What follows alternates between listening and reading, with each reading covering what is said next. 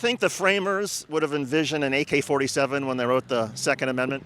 I think it would have been difficult to envision the type of conflict and wars we would have had to face to, continue to, protect the forefathers, Constitution. It's too far back to know what would have taken place. So I may be misunderstanding you. You support that whatever it takes to defend freedom, but you don't necessarily support AK-47s being unregulated because of the Second Amendment.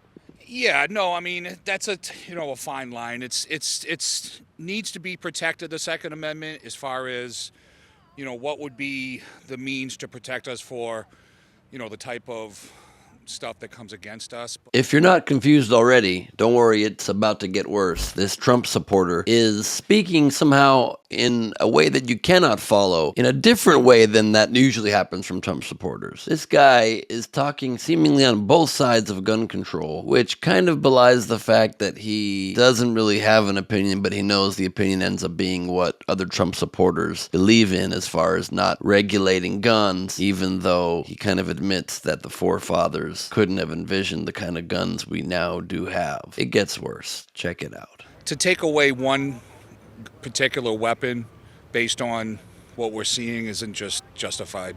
It's not justified. No, I don't think so. You don't think it's justified taking away the weapon that is used in the vast majority of mass shootings, mass killings, mass slaughters of our own citizens? You don't think it's justified to at least maybe put stronger regulations on the use of those weapons, on the ability to get those weapons, on the ability to keep those weapons out of the hands of people who at least mentally should not have them, who are dealing with mental health issues that put themselves as a grave danger to themselves and others?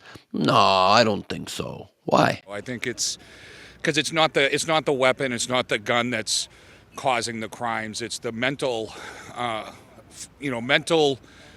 dysfunction. There it is. Guns don't kill people. People kill people. Right. You're correct. And people with butter knives kill almost as many people as people with guns. We should definitely also then ban butter knives. These are literally the arguments that people on the right make. You should ban knives. People get killed with knives too. Yeah, way less. And way less per event as well, on account of them not being weapons of mass murder, but sort of like a individual stabbing / buttering of one's bread kind of a weapon. But continue. Just so much going on in our country where we don't have enough support for mental illness. We do not have enough support for mental illness. That is true. First thing he said that both made some sense and I agree with. But does that make it mutually exclusive from being able to have some sort of common sense gun control? Because David Schuster is about to drop him with quite the statistic. There was a period, though, for 10 years where the United States essentially banned AK-47s and the number of mass shootings went down.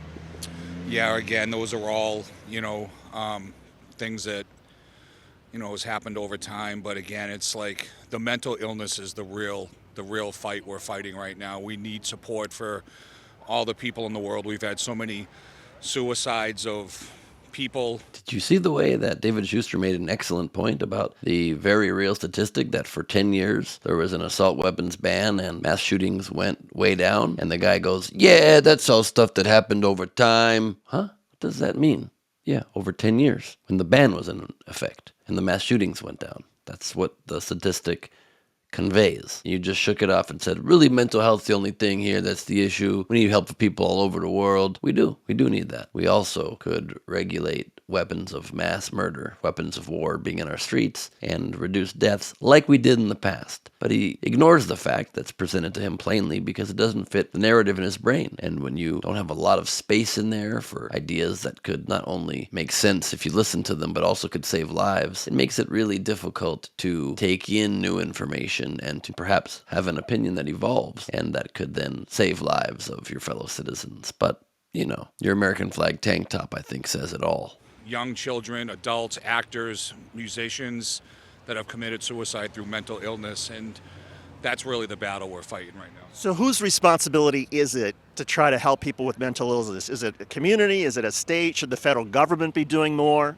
It's everyone. It's the families themselves that their family members. It's the towns, the governments, the Congress and whatnot. Yeah. Because the philosophy among conservatives is, look, I think that people should get help with mental illness and whatever it is, but I don't think it's the government that should be doing it. No, it certainly is. There's got to be more opportunity, more establishments where they can go get the help, local, all around. It needs to be there. Oh, wow. So a Trump supporter here wants government intervention in helping prevent gun violence. This is progress, except he wants it just in mental health care, which is, again, important, very important. But that's the one talking point the Republican Party allows. They, in fact, allow that talking point, not because they actually want to give funding to mental health, but because they want to not give funding to gun control, to common sense gun regulations. And so they say that as a way to move the topic on. Right now in the pharmaceutical world, they're just basically feeding them certain pills just to kind of band-aid and mask the issue. It's not helping it. Sometimes it makes it worse. They need the therapy. They need the actual counseling and, a place that they know they can go to. And every small town, every city needs a place like that. So you're different with a lot of conservatives on that. I would say so, yeah. What's the biggest issue that drives you to support Donald Trump? I just think that he's telling us, he's giving us the facts of what's really going on in our world. Because he called his social media platform Truth Social. He's the most lying president ever, over 40,000 lies during his term and since. Just, it's just a handful of years. But he's given the facts. In our government, in our Congress, what kind of corruption and conspiracies are really going on behind the scenes. And oh yes, Trump's really telling you which conspiracies are really going on behind the scenes, except all the facts involving his own conspiracies to defraud the government and to take away your vote and your voice being heard in this country.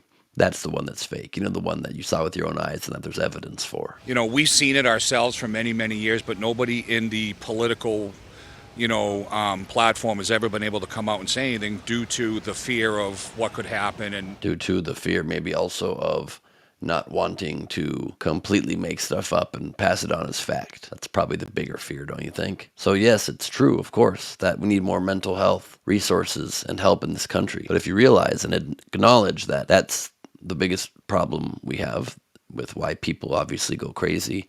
When someone goes crazy and kills people, it's because they're crazy and need mental help, of course. But until we revamp our mental health system, doesn't it then also make sense to maybe make sure that those people, of which you agreed is an enormous number, make sure they don't get access to weapons that can kill innocent people, like continually happens? This is not a theory in this country. It's incredibly real and true based on the things that we keep being made aware of due to the murders of our fellow citizens. You've seen it. Everywhere. Grocery stores, movie theaters, bowling alleys, synagogues, churches, sporting events, concerts, everywhere. Do you think we could just do both? Is everything either or? Is everything an argument? Can we acknowledge we need better mental health and better regulation of guns? Well, we can, but we won't. I'm Ben Gleib for Rebel HQ.